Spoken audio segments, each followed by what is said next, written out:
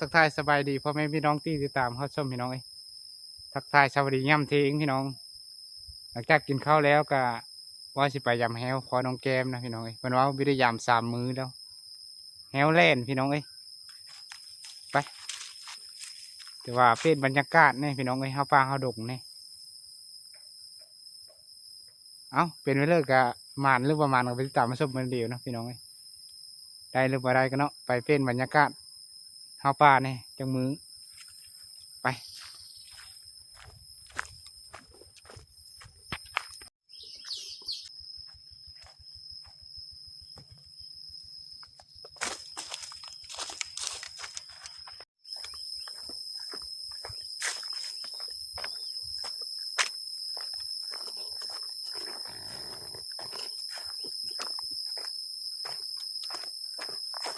แต่ว่า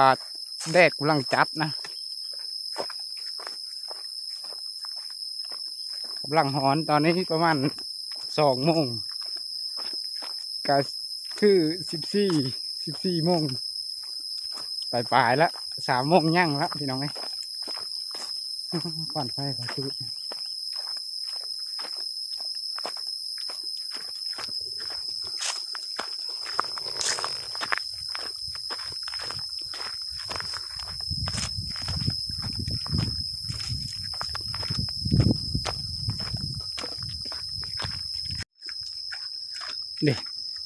นี่จะเป็นทางเข้าบอลที่พอน้องแก้มเฮาเฮ็ดแฮวนะเฮาป้านะสูงนี่นะยินได้พี่น้อง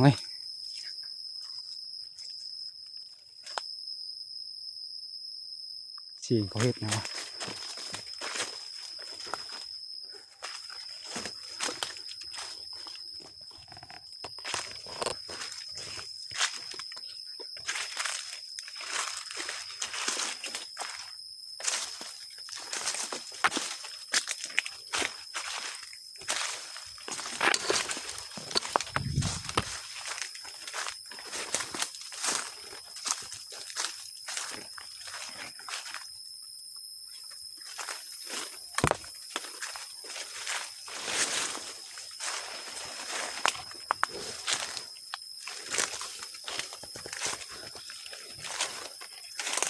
ไปถืออยู่บ่ทุกคน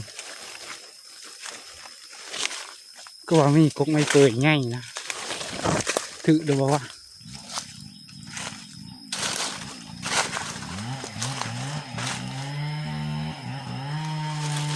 เสียงพระเจ้าปั่นไม้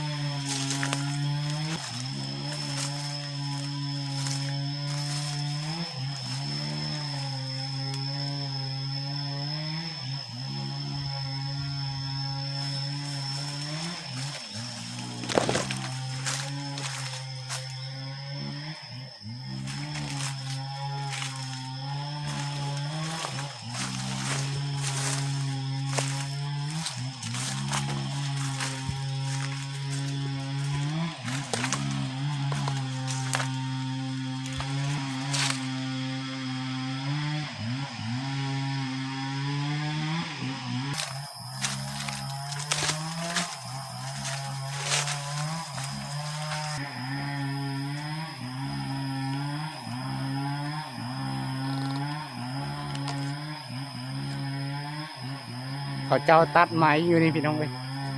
แต่ว่าตอนนี้หาแหวพอน้องแก้มบ่เห็นนะแต่ว่าเคยมาอยู่แต่ว่ามันหลงทุกคนหาบอลแหวเนาะพอน้องแก้มบ่เห็นนะ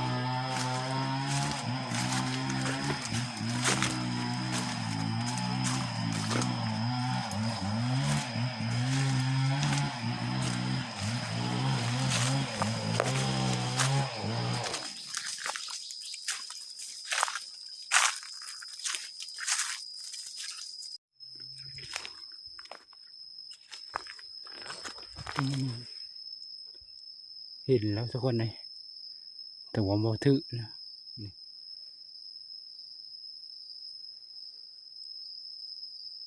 กุ้งไม่เปื่อยนี่นะ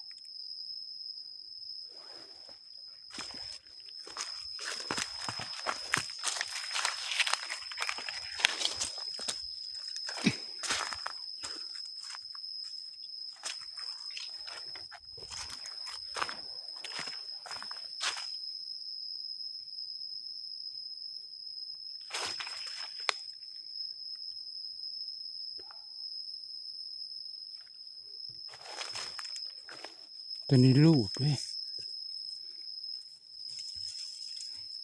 ขันในลูดเว้ยเดี๋ยวมีคนเอามาจากนึง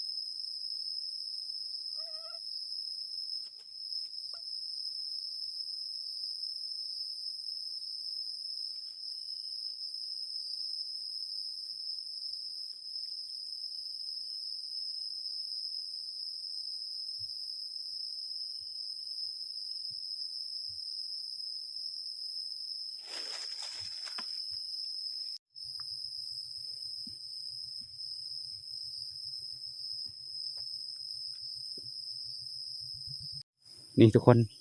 เขาเจ้ามาเฮ็ดลักหูไปนี่นะ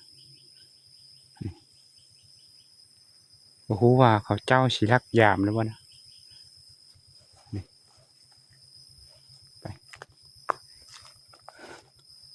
มาเลาะเบิ่งทางพี่น้องเอ้ย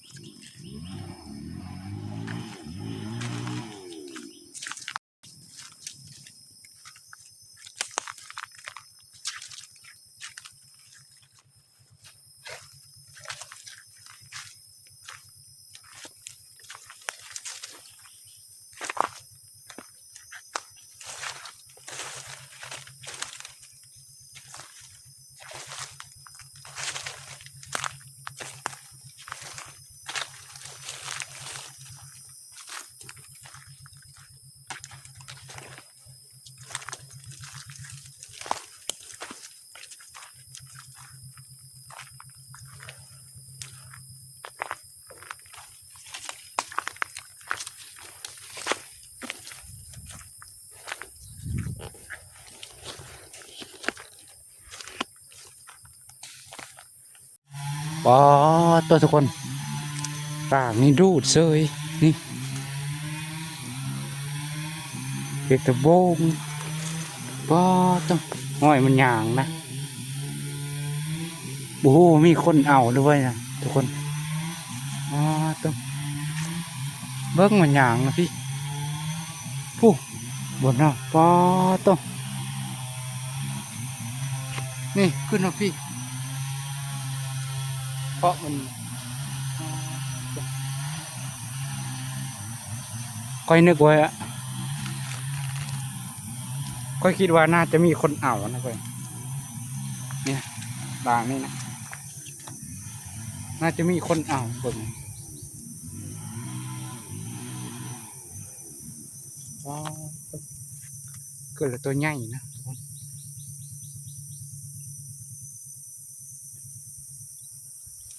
เดี๋ยวสิกลางก่อน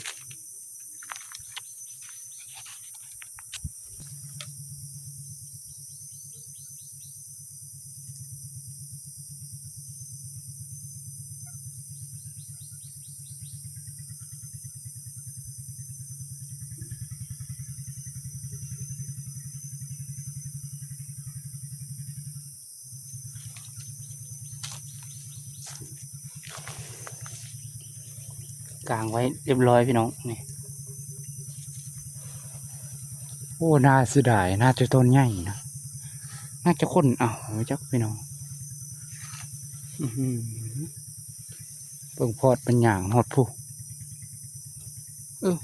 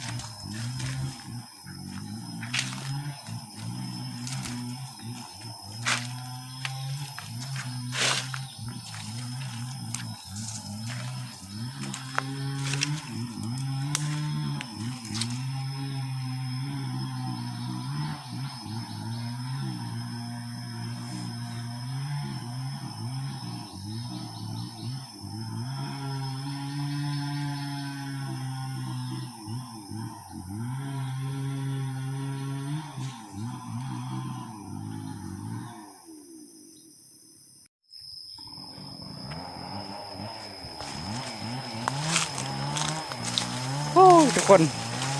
เขาพยายามแหก็รูดสองร่างนะแต่ว่าบ่ฮู้จัก